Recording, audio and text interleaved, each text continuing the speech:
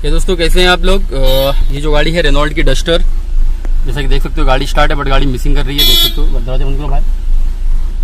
ठीक है, तो गाड़ी के अंदर मिसिंग है, जैसा कि देख सकते हो पूरी गाड़ी हिल रही है, गड़गड़ गड़गड़ कर रहा है। ऐसा लग रहा है कोई इंजेक्टर या इसका नोजल का मतलब जो इंजेक्टर नोजल है कोई काम नहीं कर रहा है, ऐसा लग रहा है। तो इसको स्कैनिंग करते हैं। इसका जो कनेक्टर है यहाँ पे लगता है ग्लो बॉक्स के अंदर, ये इसका लोकेशन है, यहाँ पे इसका कनेक्टर लगता है। उसको स्कैनिंग करते हैं। इसके लिए सबसे पहले अपने को जाना होगा यहाँ पे यूरोप में, क्योंकि ये गाड़ी फ्रांस वगैरह की ज्यादा आती है यूरोप में।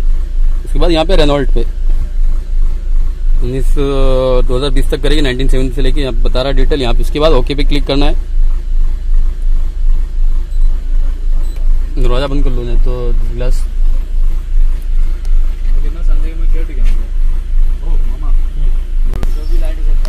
तो यहाँ पे ऑटोमेटिकली सर्च पे क्लिक कर दे।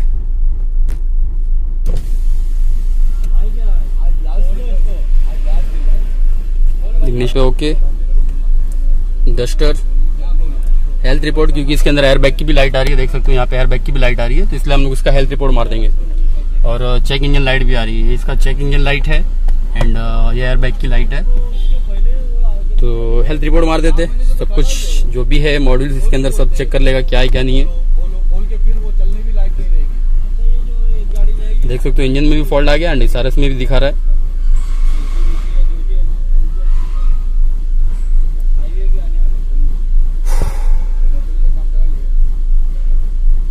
और डस्टर थोड़ा परेशान करती है, मतलब ये गाड़ी में नोजल वगैरह का इशू आ गया तो जल्दी प्रॉब्लम सॉल्व नहीं होता। एंड बहुत बार ऐसा होता है इसका ECM का भी ज्यादा फॉल्ट आता है इसके अंदर।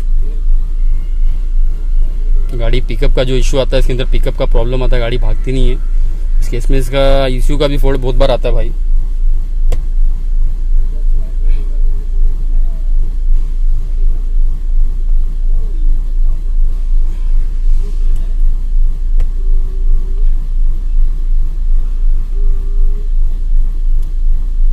तो ये स्कैनिंग हो गया, जैसा कि आप देख सकते हो इसके अंदर 1 नंबर 2 नंबर 3 नंबर चारों सिलेंडर बता रहा है। बट इसके अंदर जो है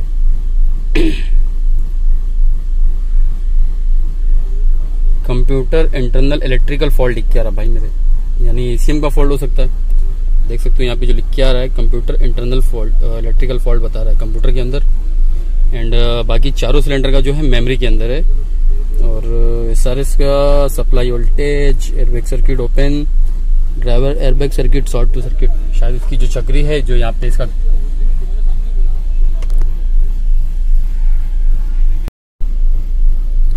तो इसका जो ये SRS का बता रहा है इसके अंदर ये मेमोरी है। बाकी जो एक्टिव स्टेटस है यानी इसका जो ये क्लॉक स्प्रिंग आता है उसका प्रॉब्लम रहेगा, जिसको चक्री भी बोलते हैं और क्लॉक स्प्रिंग भी बोलते हैं। इंजन चेक करते और इसमें स्पीकर शॉर्ट सर्किट, रेडियो तो चेक नहीं करना है अपने को। यहाँ पे इंटर पे क्लिक करते। क्या गर्म पड़ रहा है।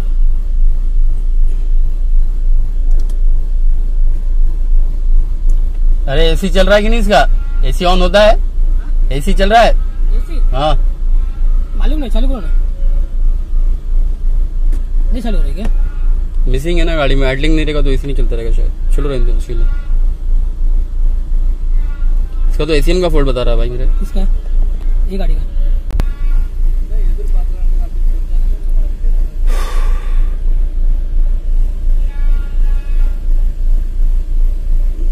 खुल जा भाई।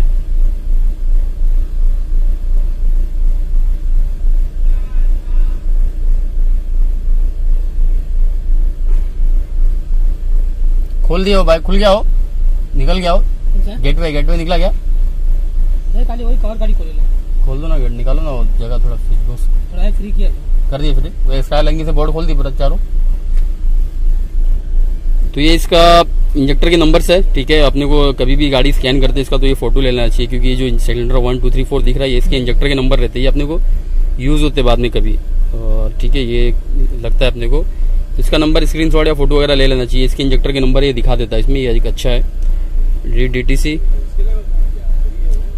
तो जैसा कि देख सकते हो 1 number cylinder, 2 number cylinder, 3 number cylinder and 4 number cylinder. But ये सब मेमोरी के अंदर फॉल्ट है। मेमोरी मीन्स फॉल्ट क्लियर हो जाएगा ये, लेकिन जो यहाँ पे फॉल्ट लिख के आ रहा है कंप्यूटर इंटरनल इलेक्ट्रिकल फॉल्ट, यानी कंप्यूटर के अंदर इलेक्ट्रिकल कुछ फॉल्ट है, जो इसका ECM है उसके अंदर फॉल्ट बता रहा है ये। तो एक बार फॉल्ट क्लियर करते फिर देखते उसके बाद क्या है। ठीक है, उसको पहले फॉल्ट क्लियर कर लेते, उसके लिए अपने को यहाँ से बैक करना पड़ेगा।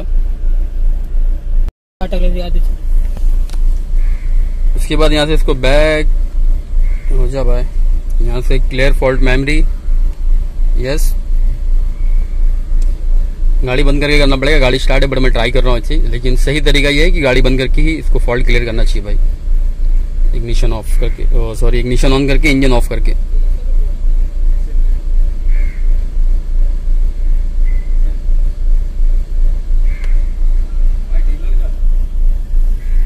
हाँ तो अपन बता देते ना, बाकी उसकी मर्जी।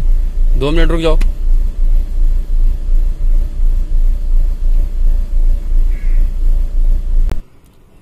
तो क्लियर फॉल्ट मेमोरी जो है इसका कंप्लीट हो चुका है। मैं एक बार वापस से क्लियर करूंगा इसको। ठीक है, यहाँ पे देख सकते हो अभी नो फॉल्ट दिखा रहा है, फॉल्ट क्लियर हो गया।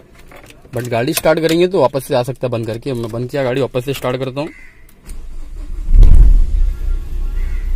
ठीक है, गाड़ी के अंदर थोड़ा सा मिसिंग कम हुआ है बट मिसिंग आ रही, मतलब गाड़ी के अंदर थोड़ा सा मिसिंग कम हुआ है बट मिसिंग हो रहा है। तो उसको यहाँ से बैक करते, वापस से रीड DTC पे जाते। अभी भी नो फॉल्ट आ रहा है, 2-3 बार इसको बैक बंद करना पड़ेगा, गाड़ी फिर चालू करते।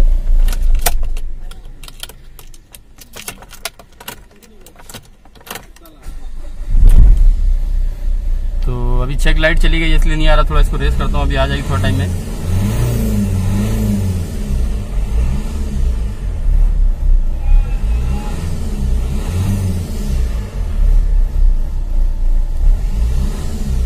देख सकते हो चेक लाइट नहीं आ रही, इसलिए फॉल्ट नहीं दिखा रहा है। बहुत बार ऐसा होता है कि जब चेक लाइट आएगी तभी फॉल्ट दिखाता है। देखते आ रहा है क्या,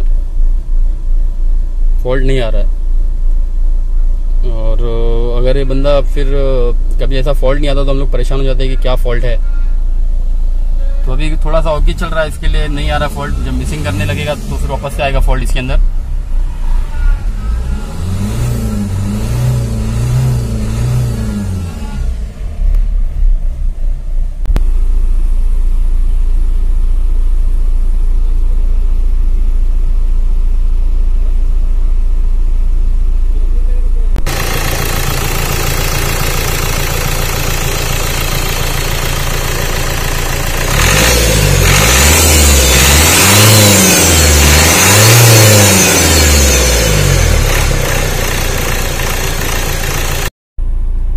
तो अभी हम लोग ने बहुत टाइम गाड़ी स्टार्ट रखा है, इसको वीडियो पॉज कर दिया था मैंने, लेकिन इसके अंदर जो चेक इंजन लाइट है नहीं आ रही और गाड़ी में मिसिंग जो है पूरी चली गई। देख सकते हो बिल्कुल मिसिंग नहीं कर रहा है।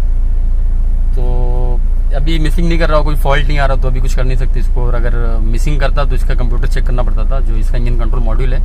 बट समटाइम्स ऐसा होता है कि फॉल्ट क्लियर करने से जो मेमोरी यानी फॉल्ट वगैरह हम लोग जब क्लियर कर देते तो गाड़ी ओके हो जाती है। अब हो सकता है कि ज्यादा गाड़ी चले 50-60 किलोमीटर या कुछ हो तो बाद में फिर फॉल्ट आ सकता है इसके अंदर।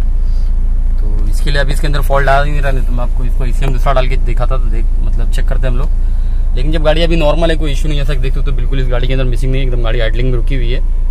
तो अभी ECM डाल के कोई फायदा नहीं। तो देख सकते हो इसका जो इंजन है एकदम नॉर्मल है, अभी बिल्कुल मिसिंग नहीं कर रहा है इसके अंदर। ठीक है, एकदम खड़ा हुआ इंजन, गाड़ी स्टार्ट है और गाड़ी के अंदर मिसिंग नहीं है।